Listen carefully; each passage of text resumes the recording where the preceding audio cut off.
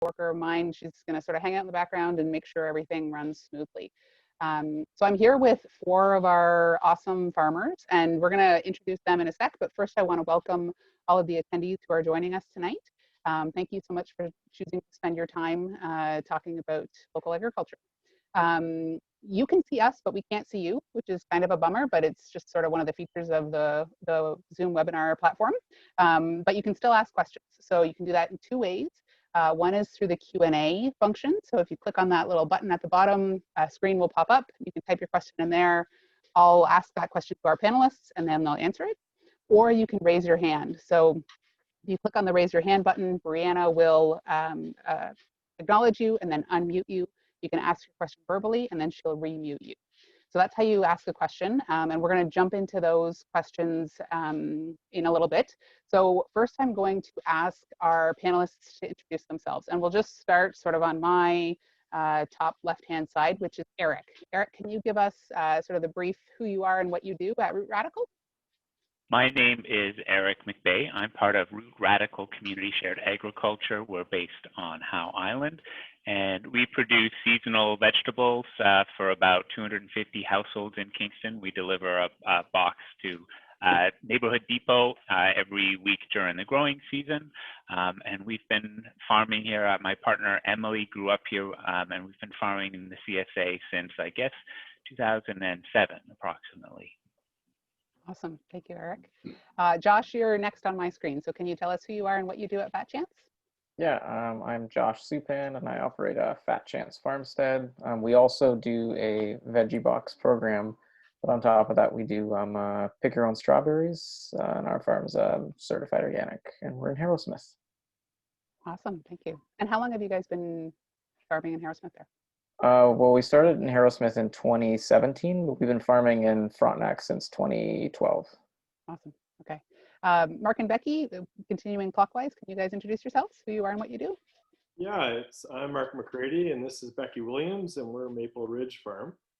We have a mixed farm, or another word for it is diversified farms. So we have beef, pigs, and chickens.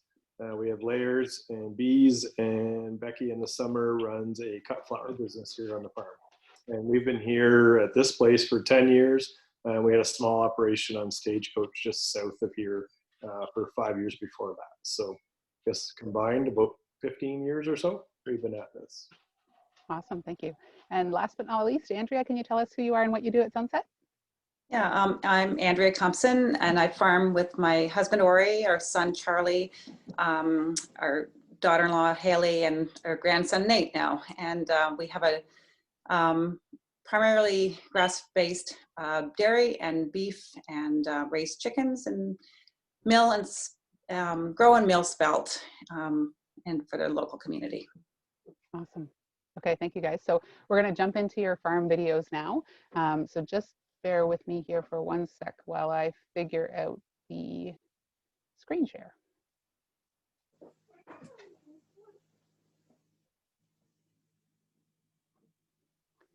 So can everybody see the start of the Sonset Farm video now? Yeah, okay, perfect. All right, here we go.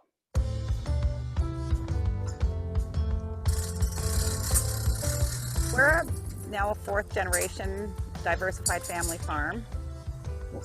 We milk cows, we raise grass-fed beef, pasture-raised pigs, chickens, and we sell some eggs, and we also grow and mill spelt flour for the local market.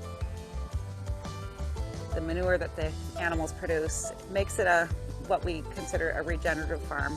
We are feeding the soil, and we're hoping that that will carry us through for the next number of generations. We started growing spelt about 25 years ago. We planted in the fall, and it grows, a good few inches. It protects the soil over the winter months when it's harsh. Early spring, we frost seed red clover, and the spelt continues to grow, and because it's had a head start, the clover grows underneath the canopy of the spelt. When we harvest it, we leave quite a large amount of the straw, which goes back into the soil along with red clover.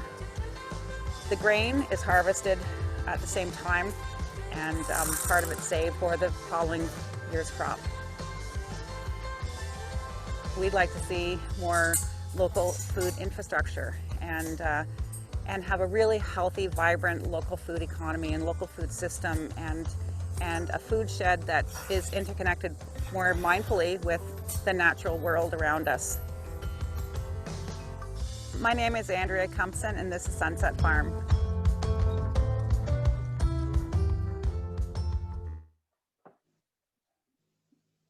I love the closing shot there, Andrea, with the three of you and Nate. Just quickly, the scene where you're working with the grain and that machine, so that's the spelt, and you're in that process, is that where you're milling it? That's the milling room, which is in our on-farm shop. And there's a bin just in behind the shop that's a 5-ton hopper bottom bin, and that's where we hold the cleaned and dehulled spelt, and it works its way through into the mill. It's a stone ground mill, and that's where we bag it and get ready for sale. Very cool. Okay, I'm going to go sort of reverse order here. So we're going to go to the Maple Ridge video next. Maybe.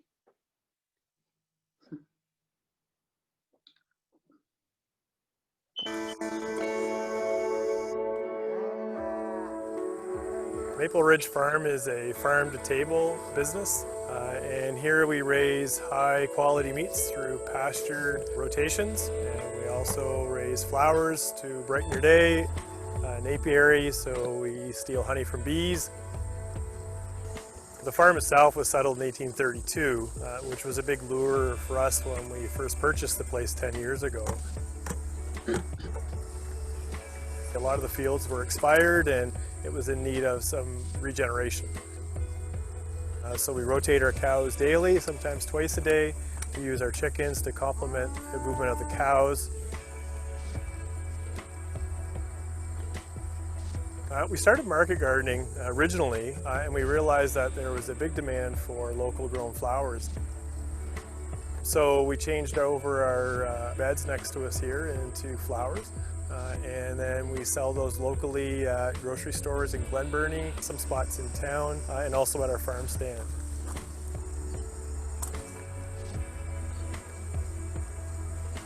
People in this community have been farming since the 1700s, so there's a wealth of knowledge, and every farmer has their own experiences, and they bring those experiences to the land that they take care of. That sharing of information is really important, and ensuring that these farms are something that's going to be sustainable for their kids and our kids to continue on in their journeys.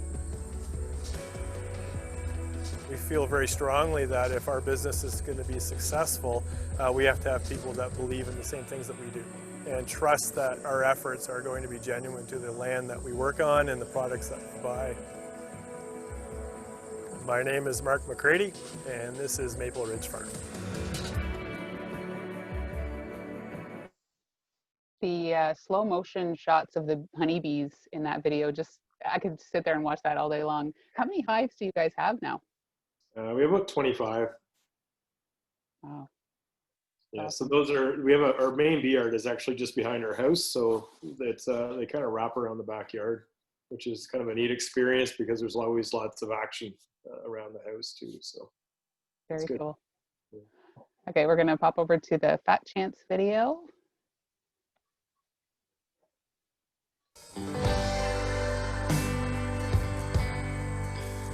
Fat Chance Farmstead is a certified organic fruit and vegetable farm. We produce vegetables for a food box program where people come to the farm and they pick up their box of vegetables each week, and then we also specialize in certified organic strawberries. My partner Jen and I were living out in British Columbia, and we moved to Kingston where Jen is from, and we knew we wanted to start a farm when we got here. This was back in 2012, and then by 2017 we landed on this property here, and so we've been farming now for 8 years. We were always growing strawberries, but then John Wise, who's up in Centerville, who had been doing certified organic U-Pick strawberries since I think 1978, and so we transitioned to take that business over essentially, and so that's how that kind of happened. I've been working in agriculture a really long time, and I've worked for a lot of different farms. So what I like to say is my farm is more of an inventory of innovations, more so than me having any of my own good ideas. So I can walk around my farm and say like, oh, I got this idea from this farm, this idea from that farm. And so I really compiled a lot of great ideas, and also been able to avoid a lot of bad ideas. You know, we all kind of have the same goals in mind. We all have the same struggles, and you know, we need to have some solidarity. I think that's really what it's all about. Like, farming isn't easy. You're not making a lot of money farming, and if we can all help each other, we're all gonna succeed. My name is Josh Suppan, and I run Fat Chance Farmstead.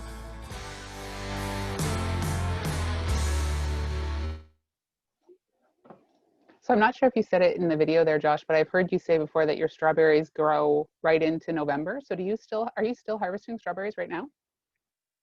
Yeah, we had a really big harvest yesterday, actually. But it was really warm the last like 5 or 6 days. So we'll see how it goes going forward. Mm-hmm. Awesome. Okay, so the last video is the Root Radical video, and this is actually a bit of a sneak peek because we haven't actually released it to the public yet. So let's go ahead and watch this one together.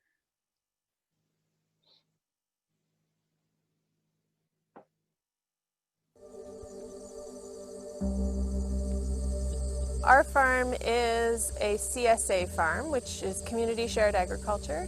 So we put together weekly boxes for our member households from early June to late November. So I grew up farming here as well, and when I was in my early 20s, I spent 5 years away from home, going to school and working on a vegetable farm, and I really loved it.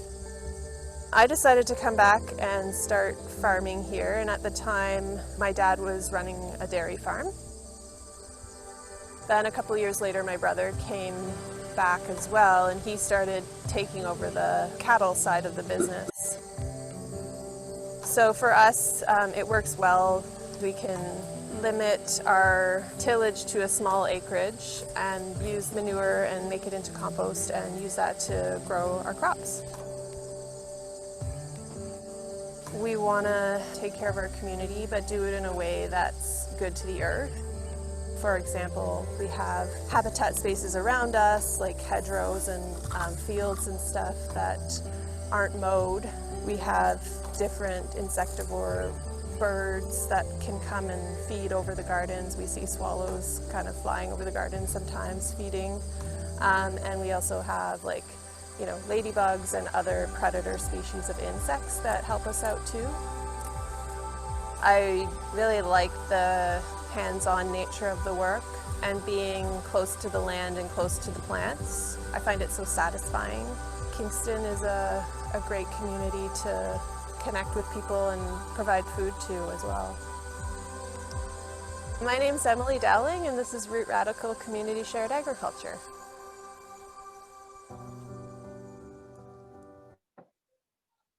So in that video, Eric, we see you and Emily, obviously, but there's a few other folks. So do you employ staff throughout your whole season, or were they volunteers, or how does that work?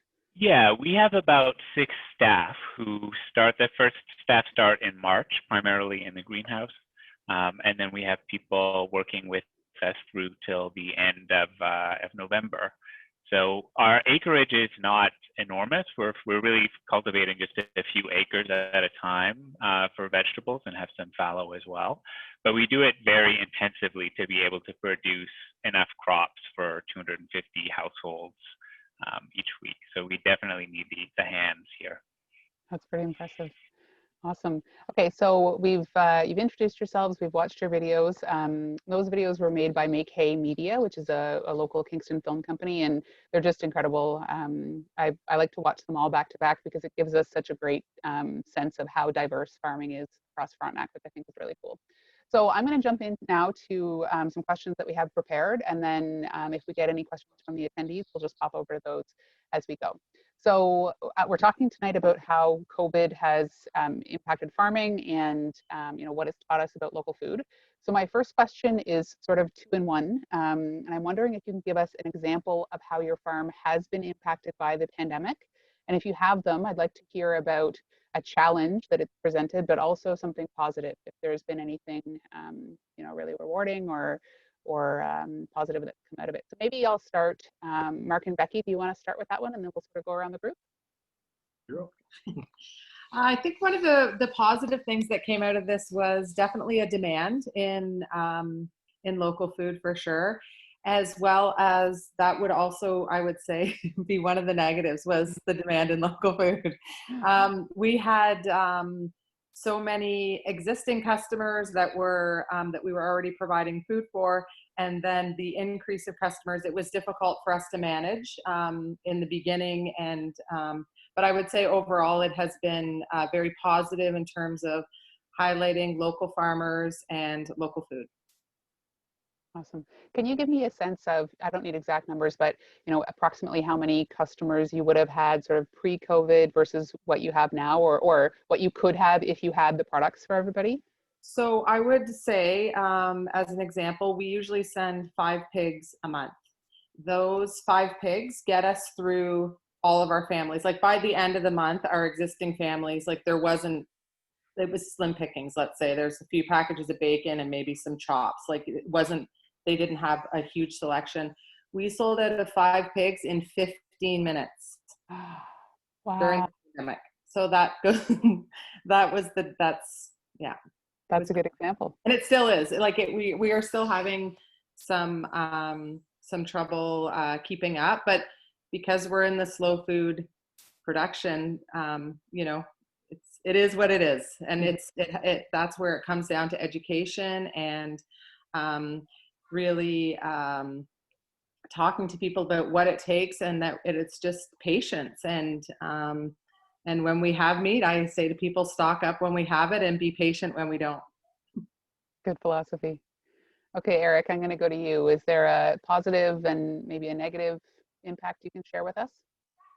Yeah, I think our biggest challenge has been around labor and staff this year. We'd hired a few new staff people from across the province, and when the pandemic hit in March, some of them quit. Some of them said before they started, they said, we're just going to stay home with our families. And so kind of right off the bat, we had to address staffing shortages on the farm. And thankfully, we had some returning staff who were able to work more. We have also put in a lot of labor-saving devices this season, like automating the temperature control on our greenhouse with a system that rolls up and down the sides depending on temperature and light. But we've had to build a lot of new infrastructure that we hadn't planned to necessarily, just to have enough space for 6 staff to do their jobs in a physically distanced way. So that has meant bringing in a shipping container that we can use for extra workspace and tool storage. It's meant building a canopy that is kind of like a picnic area for staff. It's meant changing our whole harvest routine, which used to happen on one day and now happens over 2 days, so that there's enough space in the washing and packing area and the walk-in fridge for everyone to be physically distanced. So it's really transformed the way that we do things in a short amount of time, and it's honestly been pretty stressful as a result of those dramatic changes. I think that the strong demand for local food has been a plus for us, but it also we always kind of sell out in advance. We sell all of our shares by the beginning of March, typically. So that's not a big change. I think what will be useful is that a lot of this infrastructure that we've had to build, it will make things easier for us in the long term. Like it is nice to have around. It's nice to have that extra space. And we've kind of been forced to be more decentralized and for our staff to be more autonomous. But I think that can also help take the load off of Emily in particular, kind of take a load off some of the management in a way that could be very positive moving forward. Interesting. It sounds like there's some long-term impacts that might be positive for the operation. Yeah, very much so. Cool. Josh, what about you at Fat Chance? Any negatives, any positives through the pandemic? Yeah, I'd say probably the most negative thing for us has just been how we had to change our food box pickup. So people come to the farm to pick up the food box, and normally we give them a physical box at the beginning of the season. They come in and they fill their own box up with whatever they want. This year, however, everything was pre-packed. So that means we're doing a lot more work ahead of time to get their boxes packed for them. And that's a whole new thing to figure out. We're having to do that inside of our cooler. And we're buying a lot of paper bags and more plastic bags than we normally would be. But I mean, the demand is really high, but I mean, just like Eric, we typically sell out too ahead of time. So that's not really, it's not necessarily a positive for us in that way. It could be a positive, meaning that there will be more new farmers who are going to come around if the demand for the food is there. But one thing we definitely noticed is that the attitude of our members, it's always positive, but it's like extra positive. Like everyone's very grateful and appreciative. Not that they weren't before, but they just really are a lot more. And that's really nice. And hopefully that will continue. That's pretty cool, yeah. Andrea, what about at Sonset? Any positive, any negative examples of impacts from COVID? Yeah, certainly lots of positive, actually. I feel like we've had a nice flow of what we raise and what we can sell, had a sense of what that looked like, and we know what our capacity is. It was a little bit scary right at the beginning in March when things really turned upside down. We were selling out really, really quickly. It's like what Becky was mentioning. That was a little bit challenging for us to see how can we continue to supply food, and with the things that we were, with the products that we were selling to the local market. Everybody was wanting flour, and a lot of people were wanting flour, and it was shocking. You know, it was very exciting to think that there were so many people making sourdough bread, and so that, and I think that will continue. I have a strong sense that that's something that's interested people, and I think will continue. And you know, we're doing some sourdough bread making workshops here that's come out of this demand. A lot of people are really wanting to understand how to work with these wild cultures, which is, you know, kind of exciting actually. So yeah, it's been challenging. It's been really challenging, but there are a lot of really good things so that have come out of it. That's awesome. Sounds like sort of a renewed appreciation for local food and agriculture along with this renewed demand. Since you all talked about an increase in demand, I want to throw a question at you that wasn't in the prepared questions, and that's, does increased demand today and through this season allow you to plan for increased products next year, or does it happen that quickly? Maybe it happens that quickly for Eric and Josh, maybe not so much when we talk about livestock. Is that, or is it like everything's still so unpredictable, it's almost harder now? Is there anything there? Eric, do you want to try to answer that convoluted Yeah, I think there is potential, but I think the uncertainty is a big barrier. You know, to build the new infrastructure that we have created this year, we've spent tens of thousands of dollars that weren't in our budget in February, right? And in general, farm debt across Canada is at record levels. It's very expensive just to have the capital you need for farming. And so when there's increased demand, that also means that farmers have to take on a higher risk in order to buy the equipment and to buy seed and plant more things. One of the most important ways to support a resilient local food system is to have consistent, predictable demand. And so like local procurement from universities, from the county, from the city, all of these are ways to allow us to plan and make room for new farmers especially, and for farmers to scale up in a way that is not going to create more stress or risk of bankruptcy if more unpredictable things happen. Interesting. Mark and Becky or Andrea, in terms of a livestock operation, if you were to, you know, scale up today, what does that look like for products hitting the shelf? I assume that's probably not really next year. Is it the year after that? What's the time frame there? Well, Mark and Becky, you want to start? Yeah, for us, we're at capacity.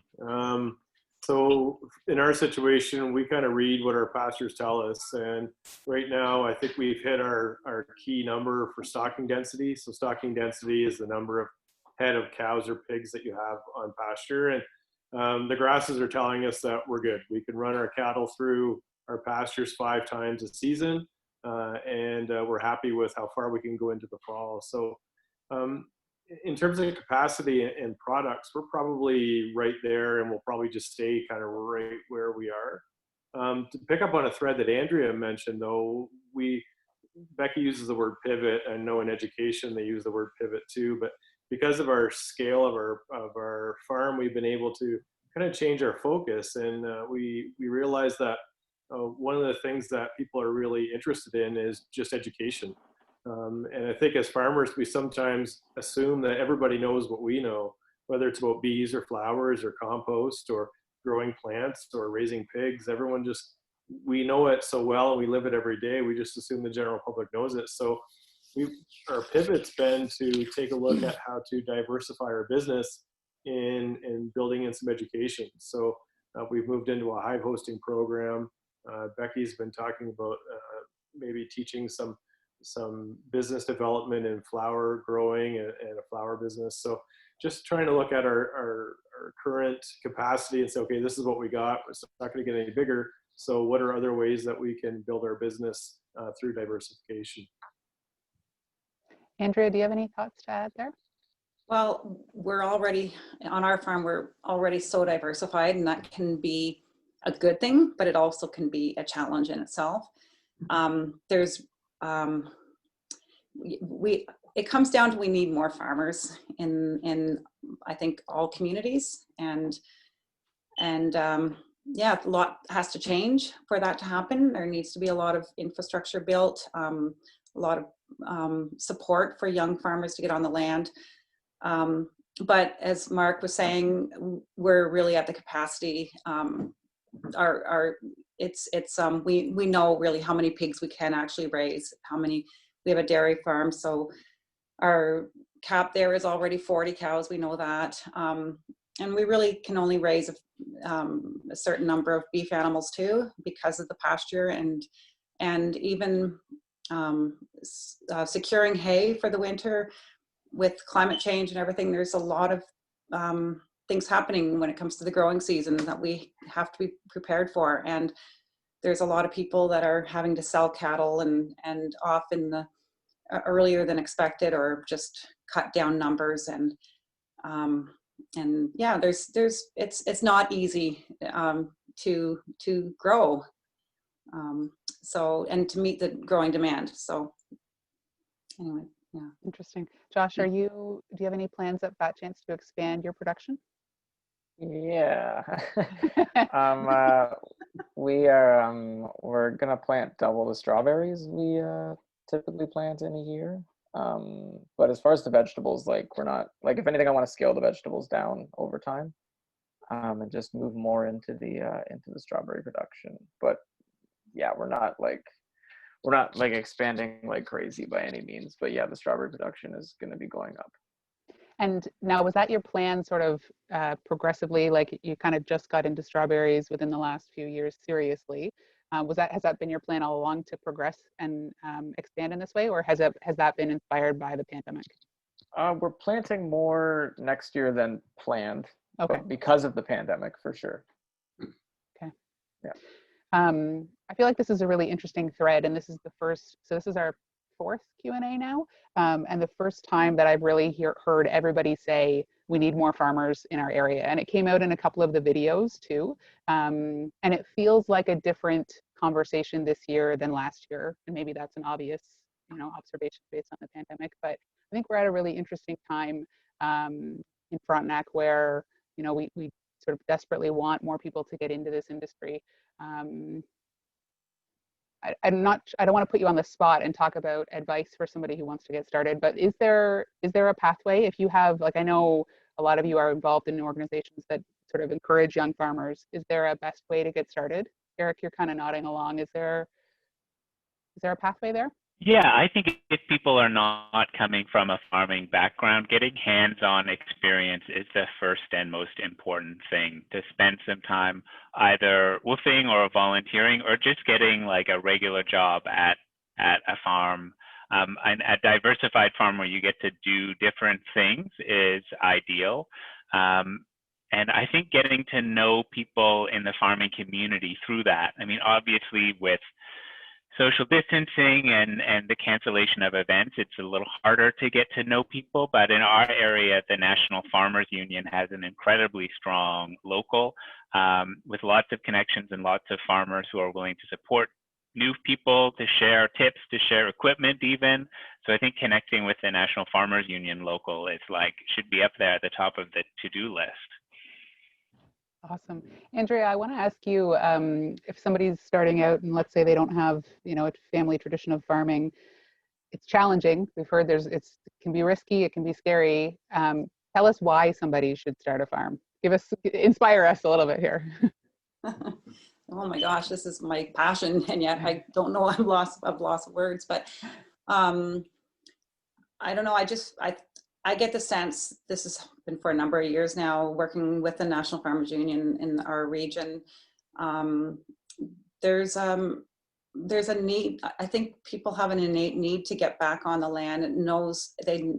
I believe that there's a sense that they know that it will feed them in more than just nourishment of what are for eating. It's something deeper than that, and it's encouraging for older farmers like myself, to that's what gives me energy, seeing these young people. There's a lot of young people that come to our farm, and we try to encourage them to farm and to connect up with people. And even just a couple of days ago, there was a couple of young couples that you can kind of direct them to the right people, and hopefully something will go from there. And a lot of it is through, like Eric was saying, through I believe the work that our local especially has done, local National Farmers Union has done over the course of the past 20 years, or at least trying to bridge that gap even between traditional farmers and generational farmers and new farmers. But it's a lifestyle too that is really rewarding, and I think COVID has taught us too that's more important than a lot of things, to get back with our hands in the soil. It heals really. That's awesome. I think to take sort of a practical angle on it, Mark, you mentioned in one of our previous Q&As that anybody can be a farmer. Like, I mean, you the four of you run, sophisticated operations feeding a huge portion of our community. But really, if you have a backyard and you got some dirt, you can start, right, Mark? Yeah, just do it. It's chickens are a great entry point, getting a couple layers for the backyard. I was doing a site assessment for someone that wanted a high post next year, and so right down the city, and they had 4 chickens in their backyard, and tomato vines all across the yard, and minimal grass. And that's someone who's just embracing the farming. Is like, wow, you got like farming going on in your backyard. And he was a little taken back that I called him a farmer, and it was like, everyone's a farmer that wants to be one. And running a farm business and making that your sole income for your household is different than raising quality food that you can put on your plate. And everyone knows that, I think, in the entry point. But like Andrea said too, more farmers, more people raising their own food and learning about how agriculture works in a small scale, and then maybe it grows into something that's a bigger scale. And one of the positives for me from COVID is access to information has become easier than ever. Certainly the internet was easy to begin with, but with webinars and Zooms, and for a while there in the summer, I think I was watching a Zoom conference every other night on everything from history to farming to beekeeping to livestock operations. It was very interesting. So another bonus for sure. Mm-hmm. Josh, what was your story? You don't need to give us the whole story, I suppose, but you didn't grow up on a farm, right? You got into agriculture because you were interested in it. What was that path like for you? Yeah, well, I initially just did it because it was the only place I could find a job, and then but then later I just kind of stumbled upon it again, and it was really appealing to me, and so I just kind of jumped from farm to farm, working on different farms and learning lots of different things. And and yeah, it was a great way to to make an income, I guess. Like Andrew was saying, like, you're in the ground, you're working with the soil. It's pretty grounding work, and it's delicious work, and yeah. That's great. I would also add that as we learn, it's good to make mistakes, and that's how we've all learned at farming, is to make mistakes. So if you are planting tomato plants and they don't grow so well this year, maybe they'll grow better next year, and you can try different things. So I think it's being curious and being interested, and just going for it. That's awesome. Just get started. Yeah. And farming is very hard work for sure, and years like this can be stressful, but there are also a lot of quality of life benefits. Like I was so grateful, especially during the lockdowns earlier this spring, to have a lot of space and to have access to nature and green fields to walk in. That made a big difference for my mental health. And I think we're also kind of entering a new phase where remote work is just more common, and it's easier to kind of make a living from a farm, even if that's, a part-time job. That's a really good point, Eric. I do want to switch gears here a little bit and ask a specific question. So during the pandemic, we've seen a lot of shortages of food products, especially at grocery stores, and toilet paper. Can you help us understand, I think, Mark, you were saying as a farmer, you think everybody knows as much as you know, but obviously a lot of us don't. Can you help us understand why we saw those grocery store shortages? Like, I mean, people might have been stocking up, but certainly, I didn't go out and buy enough meat for 12 of me. Like, what was the reasoning there? Mark, do you want to, or Becky, do you want to take that one to start? Yeah, I think Becky should take that one. I don't put me right on the spot. I would say that the commercial is such a large scale, so it's volume. So the example that comes to my mind right away is the farm that raised liquid eggs. So they had 100,000 hens, and they went into cartons. So they weren't like a milk carton, not a egg carton.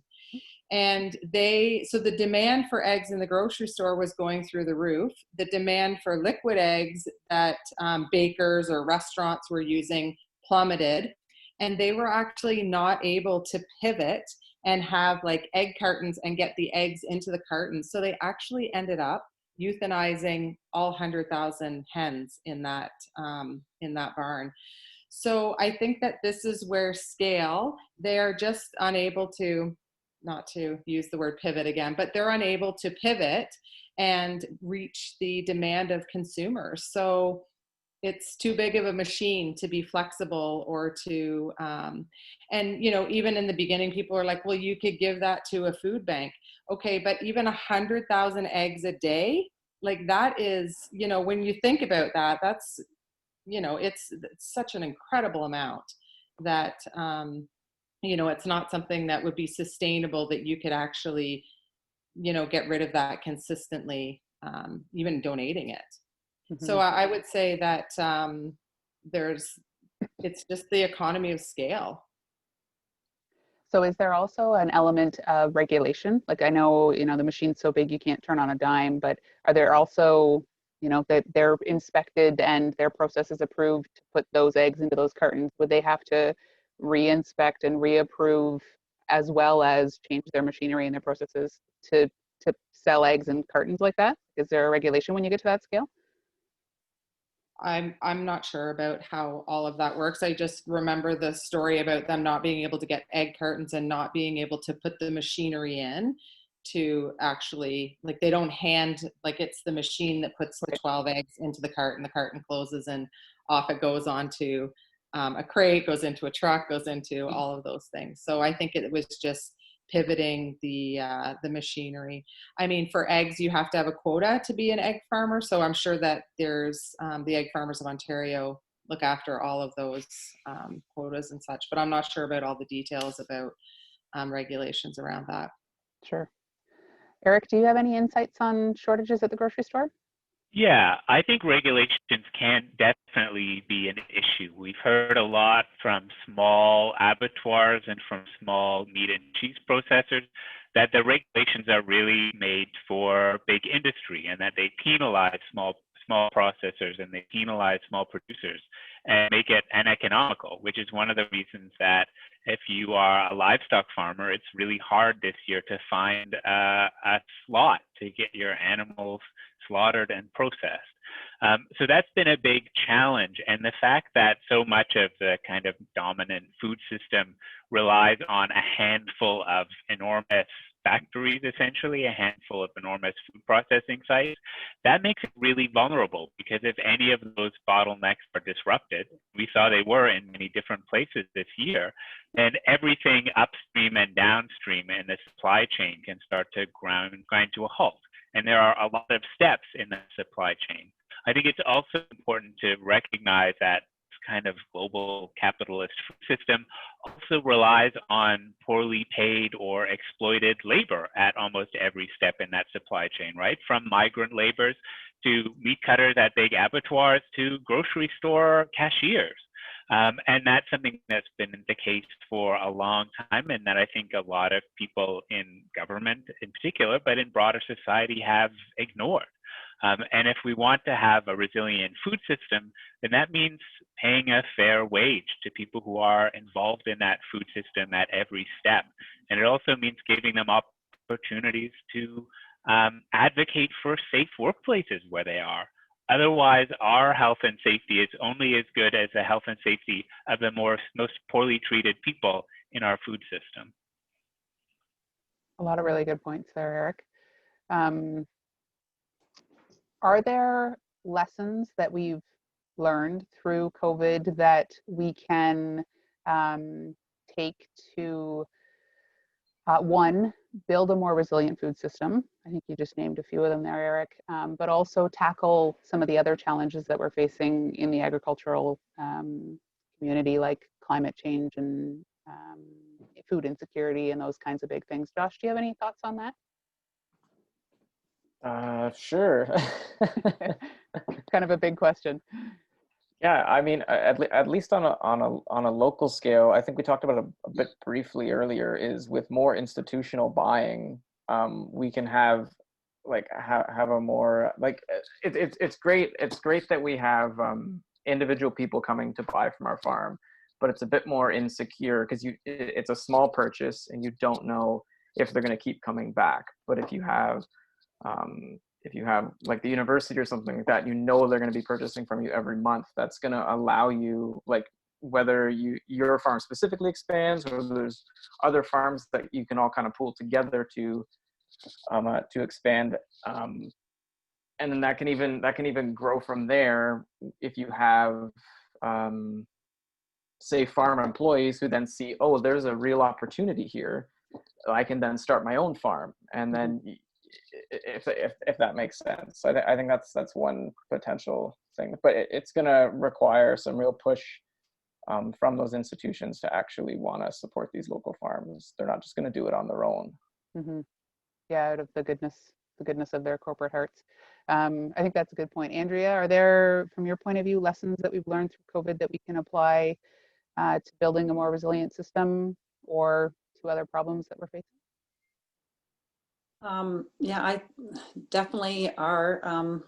I think everybody's raised some important, but I still think the lessons I'm hoping are that we can think outside the box on how to get more farmers on the land and how to make sure that farmers are paid well for what they produce. It's hard work, and there's often off-farm income is needed to run these farms, and I'm hoping that people, the population, can see that the importance of secure local food systems and the health of the land surrounding them, and abattoirs that are that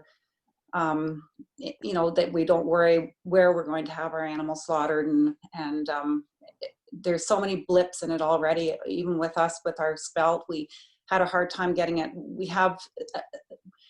We're on the track to getting a system in place to dehaul our spelt, but that was a hard we don't have the infrastructure here right now to get that done.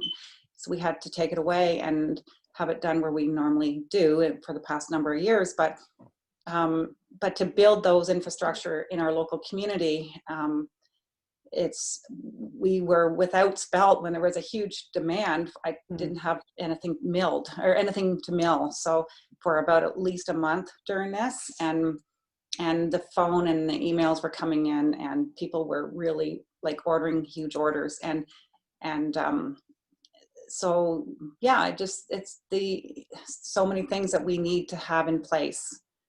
And but the first thing is to get people on the land so they can buy farmland, or yeah, they just need to. We need to get more farmers and more local food infrastructure, and awareness of the importance of that, and keep it a high priority.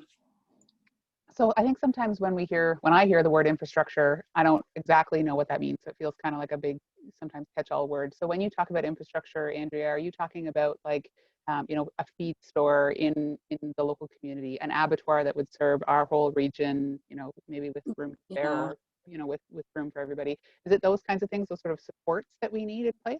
Yeah, it's probably so much more than that, and those are the obvious ones. Abattoir was like huge. People were really, really worried about where are we going to. The slaughter dates were booked for up to a year, and there's fewer abattoirs all the time, and there's problems within all the these places are overly, they need to be regulated, but I think that they're overly regulated really. And it makes it challenging for them to stay in business too. And so we need to, the infrastructure it's a good question because it means more than what I'm even thinking right now. It's a lot of things. But yeah. It's okay. So Mark and Becky, I want to give you a chance to answer this question too. Are there lessons we've learned through COVID that we can apply to building a more resilient food system or tackling any of those other big picture issues too? Yeah, Becky's going to jump in on this too, but while I was listening, I was thinking of a principle that we often use at school, and that's when you have these enormous issues like climate change, it's overwhelming to think, okay, I've got to do something to help. So we often encourage students to say, think globally, but act locally. And that can be applied to so many of the systems that we've discussed here tonight, from abattoirs to rotating pasture and using regenerative practices on farms. Those are key things to, if everyone's doing, we're going to have a positive effect on the climate. We're going to have a positive effect on producing the highest quality food. We're going to lower morbidity rates. So all of those things produce a better system, from food production to health to mental health, all of those areas for sure. And I think there's so much focus on feeding the world when we really just need to worry about feeding our communities at a small scale. And if everybody supported these small scales, even before the pandemic, we would still have abattoirs in place. There would still be all of these small community farms dotting our landscape. But because we moved into more of a global food system with these, giant supply chains, it's not just the consumer and the farmer anymore. And I think that that's a refreshing thing that's come out of the pandemic, and that we've heard a lot of, is that it's just so nice to buy directly from the farmer. It's so interesting. If you look at the history of Frontenac County, there was a time when there was a cheese factory in every one of our little hamlets, right? And that just blows your mind now. I think we're lucky to have, the Wilton Cheese Factory as it is, but we live differently. People live differently then, right? And as you said, that system has completely changed. Eric, do you have thoughts on this one? Yeah, I mean, I really agree with everything that everyone has pointed out, and I think that the key thing to remember is that scaling up local production, you can do it fast, but it's expensive. The cheap way to do it is to invest over time. And I think we've seen that, with PPE and kind of medical supplies recently, that that if you can't produce what you need in your country or in your area, then it's really expensive and hard to create that production when there's a crisis. it's much easier to support local production and local infrastructure consistently over a long period of time. And I think that we also as a society have to change how we think about agriculture, how we think about food, because agriculture, you know, it's not like other industries. It's not like making sneakers. Farming is more like the healthcare industry in a lot of ways, because it's something that we all depend on for our wellness. And it's something that you can't do without when there's an emergency. I think we have to think increasingly of farming as a public service. It's something that's beneficial to everyone, and it's something that's worthy of public investment and public support, both to build and maintain that infrastructure, and also to train and support the next generation of farmers. We know that the majority of farmers are in their 50s and 60s, and most of them want to retire in the next 10 to 15 years. So, I mean, can you imagine if that were the case for doctors or nurses, what a public outcry there would be right now? So I think we need to look at that with the same level of concern and say, hey, we really need to maintain the skills and to build the skills and knowledge and connections in our community in order to have a resilient food system that can feed people and also provide very valuable livelihoods.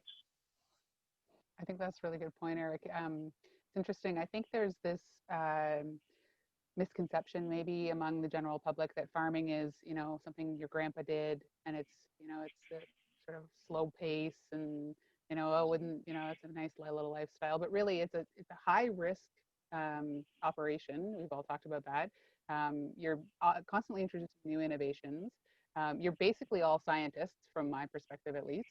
And I feel like, you know, Mark said earlier, there's all this potential for not just contributing to the local food system, but huge potential in small-scale agriculture to contribute to the betterment of the planet. So it seems like if anybody wants to start a new business and they're looking for something that's, you know, really exciting and they can introduce a lot of innovations and they can help the planet, agriculture is the place to be. That's the vibe I'm getting here. So we've got about 5 minutes left, and I want to give all of you sort of one last chance to leave your thoughts, whether it's about COVID-19 or if it's about farming in general, positive, negative, whatever you're feeling right now. I want to do sort of one last round. Josh, do you want to start us off? I feel like I'm picking on you first here now. Yeah. Yeah, I think this doesn't really have anything to do with COVID, but we really do need more farmers, and we need them yesterday. And so hopefully COVID will have an effect on that and get people knocking on our doors and other farmers' doors to find out how to farm. I've connected with 2 new farmers recently who are jumping in, and that's really exciting. And hopefully we just, you know, we get to see a lot more of that. Yeah. That's pretty cool. One of the other participants at Open Farms is the Rise Farm, and that's Sarah and Rob. And they have an interesting story. They moved here from Toronto within the last 2 years, and it was originally, they purchased this land in Frontenac as their retirement plan. They came and camped a few times, and then they decided, okay, in 5 years we're going to do it. Okay, in 2 years we're going to do it. And then they just like sold the house in Toronto, moved out here, and they're figuring out as they go, and they absolutely love it. Wouldn't change it for the world. So pretty cool to see that kind of stuff happening. Andrea, any last thoughts? Well, I just like to say that for our farm to be successful, we need a community of successful farmers around us. It's part of the infrastructure, I guess, too, that we were talking about earlier. And I'd also like to say thank you to everybody that's reached out and supported us and our farming community through this, because it brings hope, you know. So because it is hard work, and you're giving 200% of your, you know, energy to something that's it's huge, really, in a lot of ways. And so it's really encouraging when there's this increased appreciation and love and respect for the land around us that feeds us. And so, yeah. Cool. Eric, last thoughts? Yeah, I agree a lot with what you said a minute ago, Alison, about how skilled you have to be a farmer. We saw a bunch of op-eds earlier in the spring when migrant workers were temporarily shut out of the country that, oh, let's just, get a bunch of university students or something to go and do that. And that wouldn't have worked because farming is a highly skilled occupation. It requires a very diverse skill set, from equipment repair to, marketing to interacting with people, whether they're your staff or your customers. It requires an understanding of biology and ecology and all these things.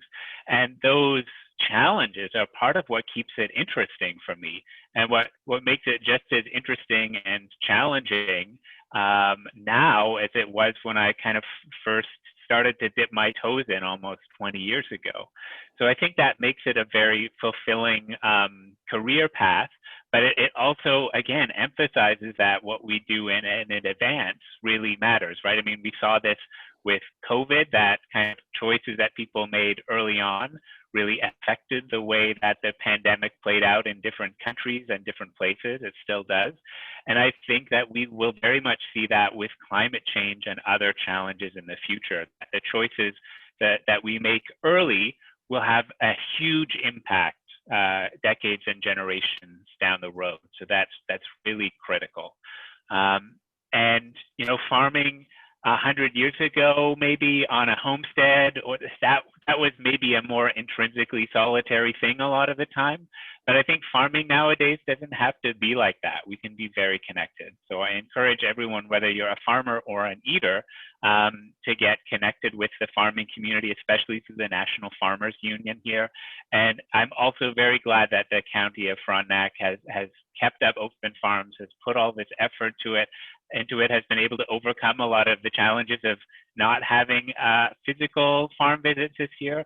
I'm really appreciative, and I think that work is incredibly important.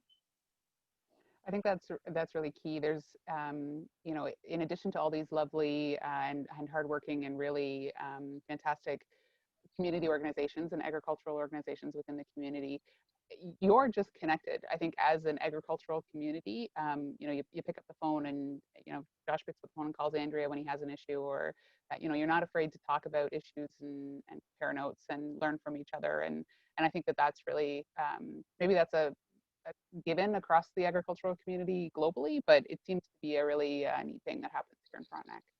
Mark and Becky, it looks like you've got the final thoughts of the night. What do you want to add?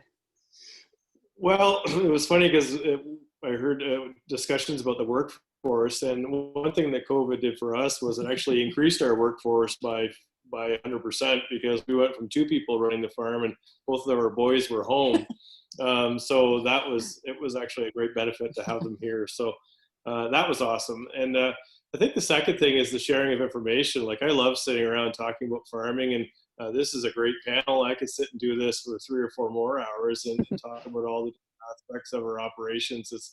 It's so much fun, and that sharing of information is important. And it not only improves our farm practices, but it also keeps that information flowing for the public. And so again, I'd like to just echo those thanks to your organization and the County of Frontenac and the video production company and all of those people that have been part of this. It's been a real valued experience. And I know the effect at the school where I teach, many of the classes were on board watching, and they were just giddy with excitement about the prospect of seeing a chicken, or having a chicken, or raising some vegetables and planting seeds. And I know a lot of the teachers in their follow-up activities have been planting seeds in their classrooms. So cool. You think about just that spin-off effect of growing little farmers in whatever capacity that they start farming is such an important thing. So thanks from our family and farm to all the other farms involved, and to Alison as well.